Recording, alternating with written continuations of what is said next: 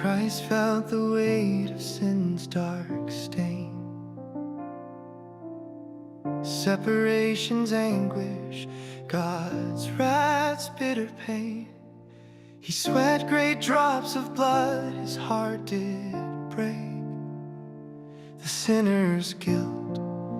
the Father's love did forsake. In Gethsemane's garden, he did pray, "Oh Father, if it be possible, let this cup away. But not my will, thy will be done." He drank the cup, the bitter cup, for everyone. He felt the weight, the sinner's despair. When mercy ends and judgment's wrath despair, the sense of sin. Eny ary tompoko faly miaraka aminao indray androany amin'ity sabata fa 7 volana marsa 2024 ity. Itafatafa aminao iresadresaka aminao ndreo afatra zay miezaka amin'ny teny foana ny afatry ny anjely telo zay irahako aminao isan'andro san'andro ao anaty miezaka zany mba mapita aminao ny afatra zay tokony ho avy anjara asantsika zay tsy maintsy tokony atao. Tadio tsara fa Andriamanitra dia niteny tamintsika ao amin'ny Habakoka 2:2-3 soroaty ny fahitana ka atao velona tsara ny soratra eo amin'ny fafana mba ho azony miazakazaka ho vakiana asa fa ny fahitana dia mbola ho amin'ny fotoan'androny ary mikendry ny farany izy ka tsy ho diso eny na dia mitaredretratra izy andraso ihany fa ho avy tokoa izy fa tsy hijanona. Somary lavalava kely any ty vidéo ty satria zarazara aminao zavatra maromaro ako. Itsika zanaka 6 zay mitandrina ny andro fafito dia manana famakina ara-paminaniana tsy manam-paharoa momba ny tantara sy ny zava-mitranga ankehitriny mifototra amin'ny fandikanana ny famakinan'ny bokin'ny Daniel sy ny Apokalipsy. Avy amin'ny fomba fijery io ny papa ny androm-panjakana ara-pivavahana tarian'ny papa sy ny États-Unis dia mitana anjara toerana lehibe amin'ny zava-mitranga amin'izao fotoana amin'izao andro farany zao. Tsy resadresaka momba an'ity fa iresadresaka nito amin'ny manaraka juste mampiseho anareo fotsiny ohatrany ahoana ny fisehoany zavatra amin'ity 2026 ity. Azo atao hoe no miteny sady hoe inona ny zavatra mitranga amin'ity 2026 ity fa alohan'izany dia tsy maintsy miverina ara-tantara itsika. Ny ao amintsika zanaka 6 na hoe vahoaka 6 dia ny papa ao amin'ny faminina na Vatican ao aminatin'ny Baiboly araka ny fanazavana azo ny mpandinika Baiboly isan-karazany mitandroka kely eo amin'ny Daniel 7 ny Biblia ao amin'ny Apokalipsa 7:17 dia tandindona rehetra maneho ny Vatikana na ny papa. Zany hoe tsy no toy ny fitsarana olona fa amin'ny marafitra ara-pivavahana izay nanova ny fampianarana ara-Baiboly sasatsasany ohatra ny hoe ny sabata ny fanelalenalana mivantana amin'ny alalan'ny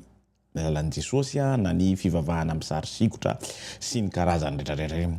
Isika dia mino fa io rafitra io dia mampiasa endrika fahefana ara-pivavahana sy ara-politika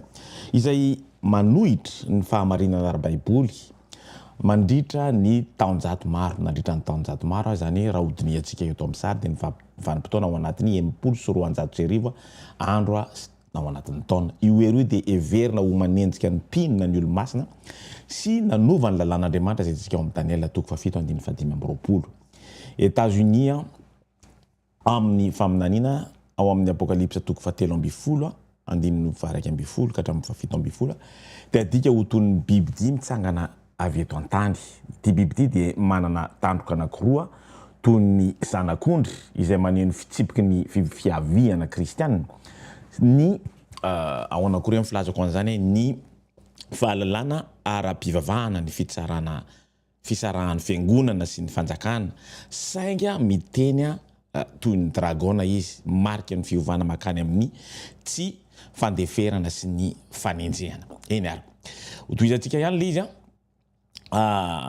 itsika de mampianatra fa io fahefana io miaraka amin'ny fiaraha-miasa amin'ny papa de anana anjara toerana lehibe amin'ny fametrahana ny fivavahana-diso eto an-tany am'izao tontolo zao am'izao faran'izao. Anisan'izany ny fanerenan'ny olona hitandrina ny andro fitsarana diso. Avery fitsarana diso nany hoe alahady fa tsy ny sabata ao anatin'ny baiboly nany hoe andro fahafito. Misy fampitandremana ara-paminaniana fa tsy fanafiana ara-politika. Tadio tsara, itsika de tsy momba ny fanameloana ny vahoaka kristianina katolika na ny amerikanina amin'ny maha olona azy, fa momba ny fampitandremana amin'ny fiaraha-miomboka antoka ara-politika sy ara-pivavahana izay mety hitarika amin'ny fanenjehana ny mpino izay mitandrina ny didin'Andriamanitra sy ny finoana an' Jesosy Kristy izay hitantsika ao amin'ny Apokalipsa 4:12 andininy 12. Niafatra ho avy amin'ny anjely Apokalipsa anjely 3 Apokalipsa 4:12 andininy 1:12 isika dia manana iraka manokana ny anambara ny fampitandremana farany amin'izao tontolo izao amin'ny alalan'ireo afatry ny anjely 3 izay ahitana ny antso iankohaka eo anatrehan'ny mpahary, zany hoe mitandrina ny didiny indrindra amin'ny alalan'ny fitandremana ny sabata, tsy mivavaka amin'ny kakazo, tsy mivavaka amin'ny sarisikotra, tsy mivavaka amin'izay ao ampisehoako aminareo nanomboka oviana nanomboka nisy an'izany atao hoe vénération eo amin'ny status ny karazany zany. Ny fanambarana ny fianjaran'ny Babilôna koa efa nondrasaiko tamin'ny momba anazy ity satria tsy maintsy merimberina n'izy ity satria adinontsika le izy rafitra ara-pivavahana ratsy ary indrindra ny fampitandremana mariky ny bibidia zany hoe fakatoavana ny rafi-pivavahana diso. Rafitinina dia ny papa rafitra ara-pivavahana faminaniana ao amin'ny baiboly izay niala tamin'ny filazantsara ara-baiboly. Okay. Zany hoe États-Unis iray izay afara amin'ny fametrahana fivavahana diso amin'ny fametrahana fivavahana amin'ny alalan'ny firaisankina amin'ny Vatikanina. Ny vahoaka an'Andriamanitra vao antso, tsika dia vao antso hijanona ho matoky ao anatin'ny baiboly amin'ny sabata ary hitory ny filazantsara manakazay amin'ny fitiavana sy amin'ny herim-po, mila finiavana ny manao anazy. Ireo anjely telo ireo ao amin'ny Apokalipsa 4:12 dia aseho ho manidina eo afovoan'ny lanitra. Maneho ny asany ireo izay mitory ny afatra voalohany, faharoa ary fahatelo. Mifamatotra ireo afatra ireo, zany tsy afaka misaraka ireo afatra ireo, ny fijoriana ho vavolombelona momba ny fahamarinana tsy miova sy mandrakizay izay mampiavaka ireo afatra ambony ireo. Afatra izay manandanja lehibe le afatra anankitelo niteneniko teo ho an'ny fiangonana ary niteraka fanoherana mahery vaika teo amin'ny tontolon'ny fivavahana. Dia tsy very na inona tamin'ny heriny. Miezaka zany tsika, miezaka foana. Satana koa dia miezaka mandrakariva mba anafina ireo afatra ireo mba tsy ahitany ny vahoaka an'Andriamanitra sy ny manodidina ny mahazava-dehibe azy ireo sy ny mahara-potoana azy ireo. Saingy mitoetra izy ireo ary ampiatra ny heriny eo amin'ny fiainantsika kristianina hatramin'ny farany. Zany hoe tsy afa-miala zany tsika rehefa atao ny fandiniana. Io fitaomana io dia miamafy sy matanjaka ary mampietrika ny loharano nietrika tany amin'ny fitsarana anarivony. Izy io dia mitondra ny sekoly, trano fambolena, famoaham-boky, toeram-pitsaboana izay fitaovana rehetra ampiasain'Andriamanitra amin'ny asa lehibe aseho amin'ny anjely voalohany, faharoa ary fahatelo izay ahitana fampitandremana ny mponiny tany amin'ny fiverenan'i Kristy amin'ny hera sy ny voninahitra lehibe. Io fanafenana io ihany koa dia fanaovana tsinotsinona ny ataontsika hoe ranabavy farany nahazo ny faminaniana izay lazaina fa tsy marina zavatra tenenina nefa tsisy nahita izao zavatra hitanareo amin'ny écran zao ratsy teo William Miller, ratsy teo ihany koa ny ranabavintsika nahazo fahitana manokana Madame White. Rehefa mirahina amin'ny papa i Amerika tany fahalalana ara-pivavahana mba hanerin'ny feon'ny fieritreretana sy ny hanerin'ny olona hitandrina sabata diso dia ho voataroka anaraka ny ohatra naseho ny olona eto amin'izao tontolo izao. Tadio zay ny rahalahy sy ny anabavintsika dia tsy ampy fifoazana amin'ny fahatsapana ny zava-misy mba hanao. Tadio zay miaraka amin'ny fanampiana ny foto-drafitrasa goavana be izay men'Andriamanitra antsika zay ananantsika zany talence don zany tokony ho atao fa tsy ho variana anao fety, tsy ho variana andeha anao mariage, tsy ho variana andeha anao vacances fa tokony anaraka tsy akansan-davany anao aniasan'Andriamanitra araka ny tokony izy na eto amin'ny lafiny ary amin'ny Facebook na any amin'ny lafiny réseaux sociaux na afaka mandendeha anao amin'ny zaraboky na afaka mitory anao tokony anao ny asika fa tsy tokony ho variana ntsony rehefa nampisehoko an'ilay sary teo. Manana izany rehetra zany tsika ireo mba ampitombona ny afatra fampitandremana. Ny anjely manidina eo avoan'ny lanitra dia maneho ny mahazava-dehibe sy maika ny afatra. Maika dia maika le afatra satria tsy vita tamin'ny 1844 le izy. Natonga an'zareo ny emotra sy ny afina. Itsika dia manana fitaovana lehibe anao an'izany afo zany asa izany ohatra ny teneniko tamin'ny maraina. Fa itsika ihany ny fahavalon'ny tenantsika mahatonga atsika tsy anatanteraka an'izany asa zany. Tsy manana fahavalo ohatra ny fiangonana 5 satria misy anankiray tsy manana fahavalo koa ohatra atsika amin'izao fotoana zao. Ohatra ny hoe fiangonana misy ny herin'ny satana na Jezabel na ny Nikolaita tsy manana an'izany tsika fa itsika ihany no fahavalon'ny tenantsika mahatonga atsika tsy atateraka an'zazavy zany. Tsy voafetra ara-geografika na ara-kolotsaina ireo fanambaranareo fa natao ho an'ny firenena sy ny foko sy ny samihafa fiteny ary ny vahoaka rehetra. Apokalipsa 4:4-5. Zany hoe tokony misy fifandimbiasana maneho ireo dingana manandanja amin'ny fampitandremana avy amin'Andriamanitra. Ny afatra voalohatra ohatra dia antso atao mba atahotra an'Andriamanitra, anome voninahitra an'Andriamanitra azy ary iankohaka eo anatrehan'ny mpahary itsika olombelona rehetrarehetra. Ny afatra faharoa dia ny fanambarana ny fianjeran'ny Babilôna lehibe, tandindon'ny fikorotanana ara-panahy sy ny fivadiam-pinoana. Ary ny afatra fahatelo fampitandremana atsika tsirairay avy lehibe amin'ny fivavahana amin'ilay bibidia sy ny sariny. Zany hoe tsy tokony tanondrika na anao vénération amin'ny Marie na amin'ny Pierre ao anatin'ny basilique Saint-Pierre na partout zay andehananao na anaraka ny lalàna an'izay ataon'ny bibidia amin'izay fotoana zay fa tokony hitandrinatsika satria zay tsy azahoantsika amin'ny fiainana mandrakizay. Zany hoe na dia eo aza ny fanoherana mahery vaika ara-pivavahana sy ara-panahy dia mbola matanjaka foana ireo afatra ireo satria hiditra atsika ato anatin'ny 2026 misy ny atao hoe fanafoanana ny atao hoe liberté religieuse. Ny fanambaran'izy ireo dia avy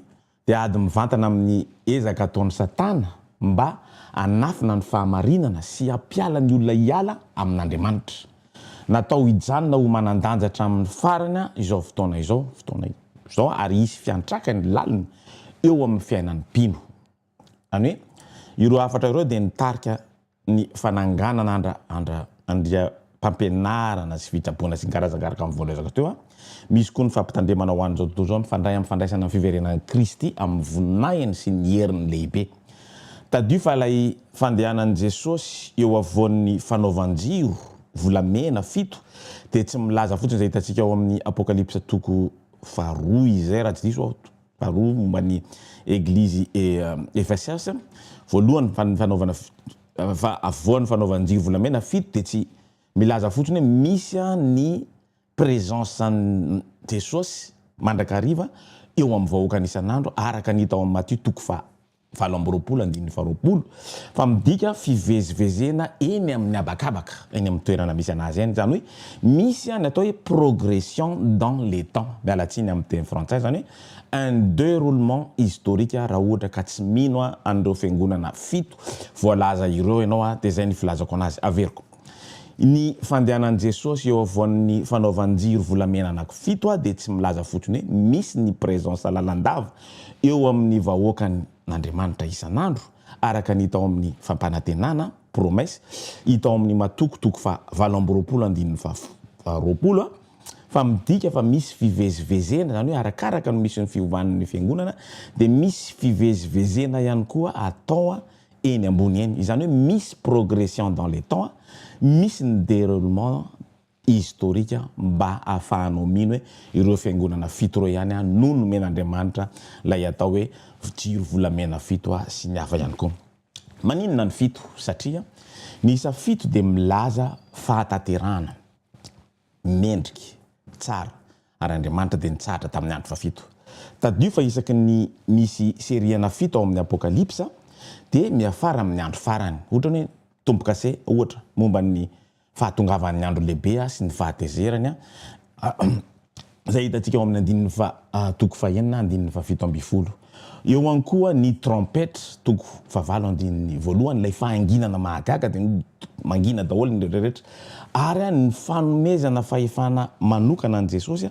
eo amin'ny toko faraika amby folo andininy fafito tsy adino ihany koa ny coupe mifahalalako anazy le misy an'ilay resaka hoe sans effet vitatreo ny aminy toko fa momba amin'ny Babilôna to vitatreo ny aminy toko fahenina amby folo andininy fafito amby folo toraka izany ihany koa ny fiangonana andininy faharoa sy fadimy zay hijanona antsika elaela satria tika iresatresaka momba ny atao hoe Laodicea androany na hoe Laodicea zany hoe toko faharoa andininy fadimy zay milaza hoe ho avy aminao aho toko faharoa andininy fahenina amby folo zay milaza ho avy aminao am'fangana aho toko fahatelo rehetrarehetra dia miteny izy hoe je viens bientôt ohatra ny mpangalatra ny fiaviko mijoro eo ambaravaranao aho ndawaro misy endrika maromaro ampisehoko anao hoe momba ny fivoahan'ny eglizy zany hoe tsy hijanona ela be amin'io satria ahiditra ny amin'ny atao hoe Laodicea tsika okay eto dia tsoroko aminao fa ny fiangonana ny natonga ny atao hoe satria tsika ao anatin'ny faminaniana ao tsy misy afa-tsy momba ny katolika sy ny fanjakana amerikana ny mot premier emploi ny mot katolika dia tamin'ny ao anatin'ny taonjato fahazato hatramin'ny folo amby zato tao arinan'ny Kristy kristianina dia ny kristiana natao hoe église d'Éphèse zany hoe nanomboka teo amin'ny ministèran'ny Jean Baptiste na hoe ministère nafaten'i Jesosy na tamin'ny martiran'ny conversation an'i Saul no nanomboka nisy kristianina voalohany misy any amin'ny blog koa no milaza fa Pierre na apôstôly Pierre dia tsy fiangonana mihitsy fa ny surnom dia hoe petit caillou vato kely ohatran'izao ny tena izy Jesosy no vato lampy lehibe no mitondra ny fiangonana fa tsy Pierre petit caillou ohatran'izao mbola ho azavaiko aminareo zany satria ao anatin'ny blog no ahitanareo an'izany ao anatin'izany ihany koa no ahitanao hoe raha ohatra ka miteny izy hoe hijanona io ny fiangonana maninony Jesosy no nandeha fa tsy nijanona dia niteny amin'ny Pierre satria le texte ao anatin'ny Pierre nataony namena amin'ny Pierre satria misy problème be ane tamin'ny Pierre tamin'izany Petera tamin'izany fotoana zany ohatra ny hoe izy no anisan'ny eritreritra izy ny voalohany raha nanontany an'i Jesosy ny mpianany hoe izy aminay reto ny voalohany problème be zany tadio ihany koa fa ny consulany Yerosalema voalohany indrindra tsy Pierre no nitondra ny tarika anazy zay tokony nitsarotsika zay araka ny tantara voalaza ny consulany Yerosalema tsy Petera mihitsy tsy Petera no nitondra anazy fa mbola Jacques sy ny karazany rehetrarehetra tsy hijanona ela amin'io tsika fa hiditra any amin'ny anina fa ao anatin'io no ahitantsika ny tantara rehetrarehetra ny écriture ny église ny atao hoe Polycarpe inasy mbola iresadresaka aminareo ao ny arinany mba ahafantaranareo an'izany misy natao hoe guerre des juifs et destruction de Jérusalem zay hitantsika tato amin'ny anatao 70e servese hoe baptême fin de la résurrection des murs lapidation d'Étienne sy ny fandravana tanteraka ny tempoly sy ny fananganana ny tempoly tamin'ny 400 décret d'Artastes sy ny fin de la construction des murs de Jérusalem tamin'ny 408 sy ny karazany rehetrarehetra io hiditra lalindalina antsika mandeha amin'ilay tantara satria ao anatin'ity tantara ty ihany koa no ahitantsika n'ilay atao hoe réformiste tsy Calvin reny na Luther ny tena nanao an'ireny zavatra ireny fa tadio tsara fa misy ny atao hoe karazany be dabe zareo no nanao an'ireny zavatra reny indrindra fa hiditra ato amin'ity zavatra ity tsika zay mahatonga saina mihitsy maninona ny apartir manomboka amin'ny taona 810 ka hatramin'ny 710 nisy mouvement be dabe zay tsy napozina mihitsy nitranga teo amin'ity tontolo iainantsika ty zay miainantsika amin'izao fotoana ty ohatra ny nisy ny atao hoe premier réveil tao amin'ny USA premier réveil ao amin'ny USA misy ny atao hoe 1802 ny resako aminareo rehefa aveo le izy fa ny zavatra tena mahatalanjona ao anatin'izy ty ao anatin'ireo fotoanareo sy ny fotoana nahafantarana hoe afaka natao namaky ny baiboly nomeny ny fanahy masina ny nandalina sy nanambakafaka ny atao hoe Daniel voalohany indrindra dia tadio fa misy zavatra be dabe nitranga atao ohatra ny hoe tsy mahafantatra antsika ny philosophe Hegel zay nanisany ao anatiny atao anti-trinitaire ao ihany koa misy any Joseph Smith tamin'ny 1827 namorona ny Mormon teo ihany koa misy an'ny Charles Darwin zanaka Baptiste protestant Baptiste nanao ny origine de l'espèce zany hoe isaky ny mifindra araka ny teneniko anao hoe misaky miova ametraka fiangonana tsara sy mahafinaritra Jesosy dia satana koa tsy maintsy manokatra ary manao azy tsy hahatongavan'izany zavatra zany zay vao nipondraka ny William Miller pondraka ny adventiste du 7e jour zay nitarihan'ny Madame White satria misy any karazany misy ihany koa ny témoin Jéhovah tadiofa reo fotoanareo dia ao anatin'ny 700 ka hatramin'ny 700 tany any misy an'ny Robert Hollande prédicateur na pasteur avy any Suisse Félix Nefs Haute-Alpes na avy any Suisse ihany koa Alexandre Vinet prédicateur libéral en filazana azy Samuel Vincent théologie libérale George William César Malan sy ny karazany rehetrarehetra zay hitanao mandendeha eo amin'ny sary io eny ary tompoko janona kely eto sika angamba satria tsisy tsy mahafantatra ny ty tantara ty satria ty zavatra ty vao nitranga dia namena ny tao anatin'ny fahalalana hoe maninona no tsy tonga Jesosy tao amin'ilay atao hoe 1844 zay nisy ny atao hoe farany zay tena atao hoe déception mihitsy zany hoe tsy napozina satria ny calcul rehetrarehetra dia mipetraka calcul rehetrarehetra mipetraka 1844 tsy tonga Jesosy diso fanantenana ny vahoaka ny taretin'ny William Miller sy ny karazany tsisy tsy mahafantatra an'izany angamitsika dia misy reo nivarotra ny fitaovany sy ny karazany rehetrarehetra mivarotra ny trano mivarotra ny taniny dia miandry hoe ho avy Jesosy nefa miaraka tamin'izay ny mpaminany vavy Ellen White miaraka amin'ny baiboly sy ny karazany miteny hoe diso io calcul io marina io calcul io fa kosa Jesosy dia mifindra ao anatin'ny toerana anankiray tsara ho fantatritsika zany raha ohatra ka izay nareo vao nahita naheno an'izao zavatra ohatran'izao eny ary tompoko la fin des temps tadio tsara fa araka ny voalazako anareo ohatra amin'ny voalohany dia nisy ny domination papale ok domination papale ary tadio fa 1500 maninona ny ao anatin'ny 1800 taonjato fa 700 ka hatramin'ny fa 700 tany hoany misy zavatra nitranga be da be natonga azy ireo nieritreritra ho avy tena ao 1844 no avy Jesosy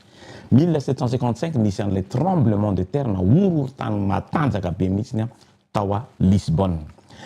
1780 misy an'ny Nouvelle-Angleterre taty Canada nisy an'ilay zavatra maizina na hoe jour sombre zany hoe maizina tateraka tena mandritra ny 4 heures ny lanitra sy ny tany nefa miora dia amin'ny andro atoandro zay tena nampangovotra ny rehetrarehetra taty amin'ny faritra nisy an'ny Canada taty ny Nouvelle-Angleterre sy ny karazany tonga hatrany États-Unis napieritreritra hoe ahoana ty zavatra ty sy ny karazany 1798 no atao hoe guérison zany hoe nisy ny augmentation des connaissances fitombon'ny fahalalana sy ny livre ny Daniel nanomboka nomeny ny fanahy masina an'ireo mpandinika sy ireo ampitsara ao anatiny ihany koa dia misy lay météorite de Léonide de 1833 zany nilatsaka be da be mihitsy io météorite io tamin'io fotoana io ary napieritreritra ny vahoaka tany États-Unis sy ny karazany inona ny mahatonga an'ity kitana kely be da be ty menjera ty amin'ny tany aty amin'izao fotoana zao natonga andreo rehetra tena ho avy marina i Jesosy zany hoe tantara tsy maintsy arahantsika izy misy matsy miteny hoe miteniteny foana Luther nomena zao tadio fa Luther dia matoa izy na miala tao anatin'io toerana io dia metany ny fanahy masina mba atombo ny fahalalana rehetra satria tsisy nafantatra ny momba n'io zavatra io na ny katolika na n'izy zay laza fa izy voalohany raha tsy nomena io hoe décelé ny livre Daniel nomena fahalalana avy amin'ny fanahy masina ny olombelona tamin'ny alalan'ny mpitarika araka tamin'ny William Miller sy ny karazany rehetrarehetra miaraka amin'ny Madame White sy ny karazany tsy misy zany dia azotsika hitenenina mazava tsara mihitsy fa tsy nisy nahalalan'io raha tsy teo reo atao hoe mpitarika reo nanome fahalalana zany betsaka mpianatra tamin'ny betsaka tamin'ireo izy ireo nahazo an'izy ireo na io mpitondra ny témoin Jéhovah io fa natahotra nisy zavatra natahorany tao nahatonga anazy tsy nanaiky ny zavatra nyraisiny ny mpaminany vavy Ellen White tantara amin'ny tombony zany satria nangataka Andriamanitra hoe vitanao ve manao an'io satria anao mahay sy ny karazany fa nanda izy ary ny afara tany amin'ny Madame White ny zavatra rehetrarehetra manomboka eo ka hatramin'ny 1844 de 1844 hatrany amin'ny farany ny fanomezana fahalalana sy vision ho an'ny olombelona 1840 dia misy ny atao hoe 1840 misy ny karazany rehetrarehetra misy ny atao hoe premier any manomboka teo misy ny atao hoe premier message 1844 premier message deuxième message ny deuxième message zany hoe niafatra ny anjely voalohany niafatra ny anjely faharoa ary ihany koa misy ny atao hoe grand cri zany hoe dabadabana mafy tena miteny mihitsy hoavy Jesosy natonga n'ilay zavatra betsaka tamin'izy ireo no niala ho na nivarotra ny fananany nandeha nifindra tany atendrombohitra sy ny karazana ohatra an'ireny hitanao amin'ny motso maitso hoavy aty aparany aty misy mitsoka makany amin'ny montagne no ny fanenjehana isan-karazany ho tohizantsika ihany izy misy ny atao hoe grande déception araka mivolazanareo teo satria tena ao anatin'ny eritreritro hoe hoavy Jesosy tena hoavy Jesosy ho sitranytsika hiakatra antsika hiaraka iaina hiakatra izy ireo hiaraka iaina anao an'le arivo taona nefa indrisy tsy tonga Jesosy teo no mahatonga an'le hoe manomboka eto teo voaina tsy moramora le afatra ao amin'ny bokin'ny Daniela mapita makany amin'ny bokin'ny apokalypsy ndao aritsika tadio tsara fa manomboka amin'ny fotoana io koa dia misy ny atao hoe jugement na hoe fitsarana ho an'ny vahoakan'Andriamanitra fitsarana ho an'ny vahoakan'Andriamanitra zany hoe misy ny atao hoe apparition na hoe fivoahan'ny zanaka sisa na ny atao hoe onare lehilahy mitandrina ny andro ny fahafito zay mifanohitra amin'ny andro alahady zay zavatra zay dia tsara hodiniana laodikana hoe troisième manomboka eo misy ny atao hoe troisième message zay tena ny atao hoe afatry ny anjely fatelo zay tokony manomboka eo tokony hoentsika tsirairay avy mandrapatonga n'ilay zavatra miteny hoe ok zay tsy afaka miteny tsony isika amin'izay fotoana zay mahatonga anahako miezaka foana miteny amintsika tsirairay avy hoe non mila n'io zavatra io tsika mba hanaovantsika n'io zavatra io ok première io zavatra message afatra fahatelo io dia tsy maintsy miaraka amin'ny afatra na voalohany sy ny afatra faharoa 1888 misy ny atao hoe justification par la foi ok tsisy mahafanangambitsika hoe justification par la foi miaratsiny amin'le teny français teny français nataoko anany guérison papale de 1900 pouvoir papale 1929 tadio ihany koa fa ao anatin'io no misy ny atao hoe crise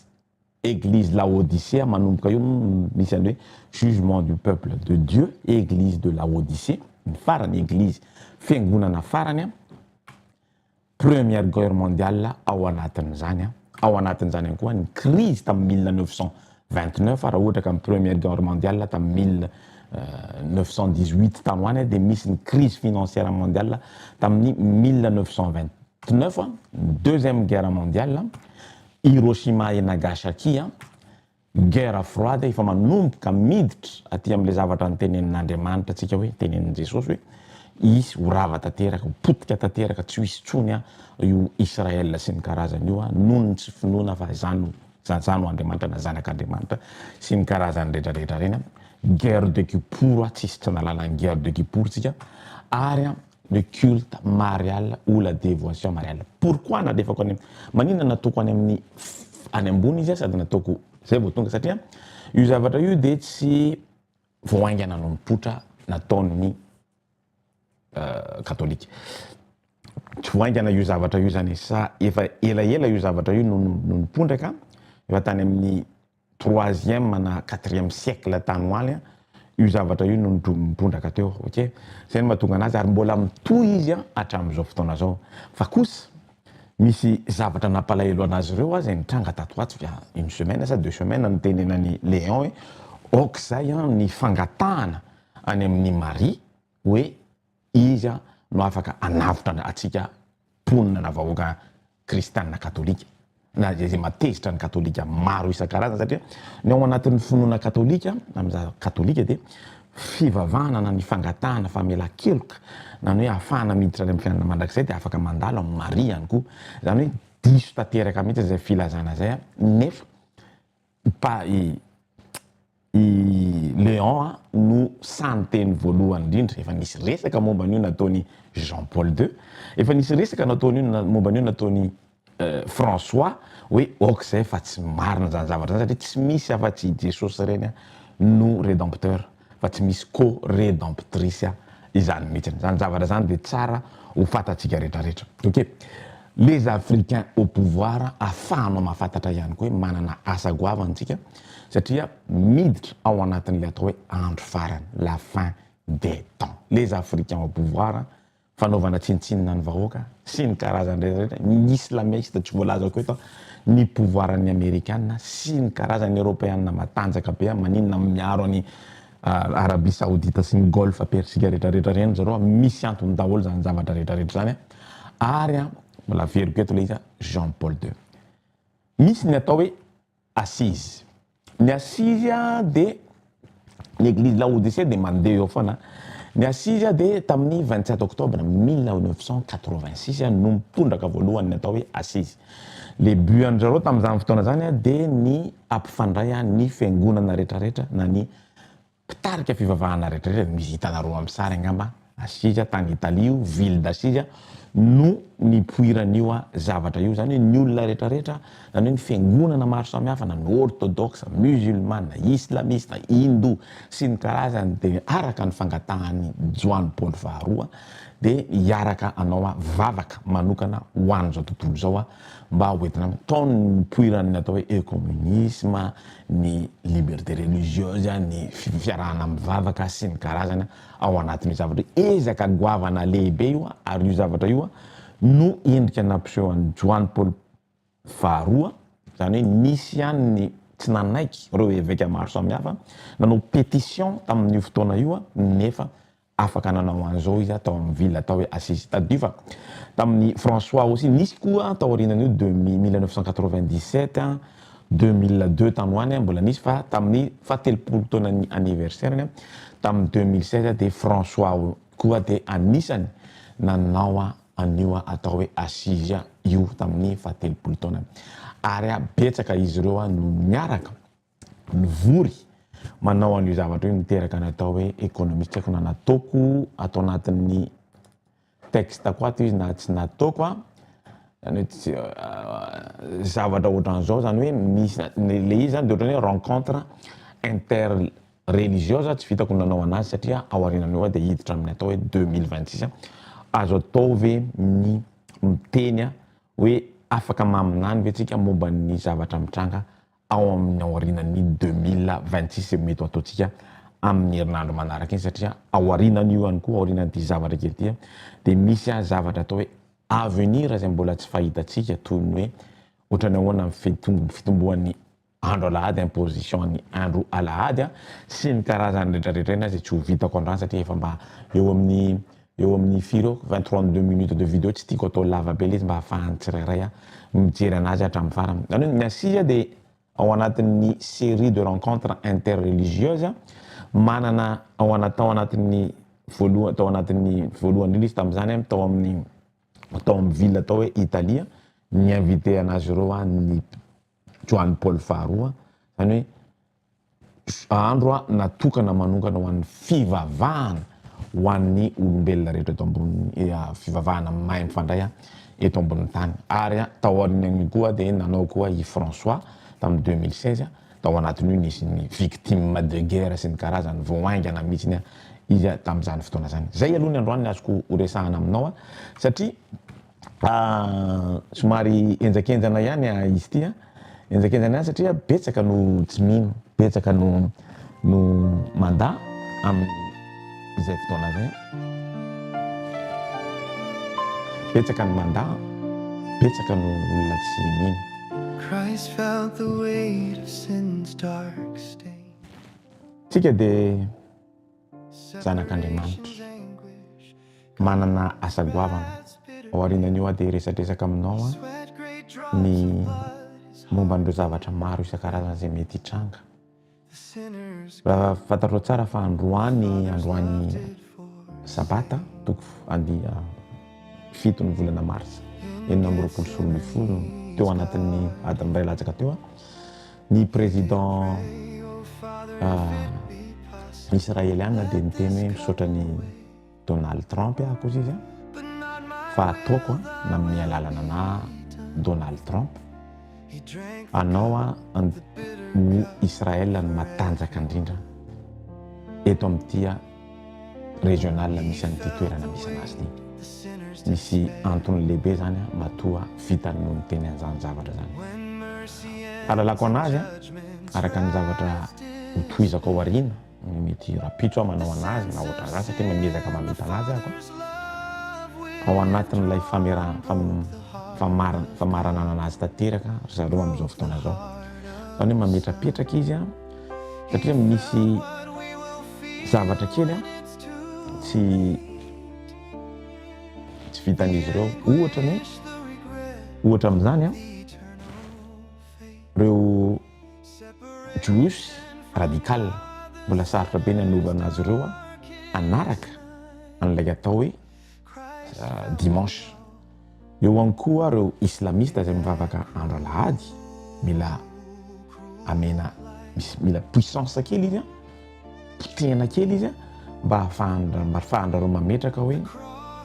io zany ny tena tokony hafantarana hoe nahazo an'ilay pouvoir tany amin'ilay bête marina ve lay bête a mivoaka tao anatin'ny tany betsaka no miteny hoe mety tsy haiko ahoana sala zany ahoana ny firazana amin'ny teny gasy mety ho kivy izy na mety raha ohatra izy ka resy eo fa eo no ahafantarana hoe manana pouvoir be izy a avy any amin'ilay pouvoir anankiray mivoaka tao anaty rano manana pouvoir be zany eo no faux prophète anazy fa ahafantarako anazy satria matoa samy teny an'izany benita inona dia misy antony lehibe mihitsy ao a satria nahazo pouvoir zany izy ary izy moa ny afaka amin'ny pouvoir raha tsy olona anankiray namena pouvoir zany hoe pouvoir azo tamin'ny bibidia anankiray nefa amin'ny bibidia zay etan'ny dragona dia mampindrana na manome pouvoir anazy mba ahafahany miteny ohatran'ny ondry anakondry mba tonga nahako ilay namoaka anareo sary ohatran'izao zay resahantsika atsoatsy tsy mamenatra no mijery an'izao zavatra zao a tsy mamenatra satria ao anatin'ny baiboly 2 Timothée angamba izy raha tsy diso ako satria mbola tsy miresaka momba an'izy io androany a 2 Timothée angamba izy raha tsy diso ako tsy mamenatra be satria ilaina no mivavaka ho an'ny mpitondra nefa kosa tokony hisaraka ny fitondrana ara-pivavahana sy ny fitondrana politika izay ny problème amin'ity zavatra ty ho fait nefa dia tafiditra ao anatiny atsika amin'izao fotoana zao manantena fa nafinaritra nahafaly anao niaraka tamiko androany ho tohizantsika izy ao anatiny satria tsika rehetra dia manana ny atao hoe fahalalana manokana ndrasy misy ahatra pisehoako anareo hoe vénération des reliques nanomboka tamin'ny 610 hatramin'ny 700 développement du paroissial atao anatin'ny déjà vénération des reliques raha ohatra ka pisehoako anareo ohatran'izao zay engourdissement manomboka io no matanjaka be mihitsy ny pouvoir papal araka mivoalaza ao anatin'ny Daniel zany zavatra rehetrarehetra zany dia ho resahantsika amin'ny manaraka daholy mirary fiafaran'ny sabata ho anareo raha mbola aty zao mbola amin'ny 28 io misaotra tompoko A heart that beats a love that's truly mine. Don't wait, don't hesitate. Come as you are. He'll forgive, he'll heal, he'll save.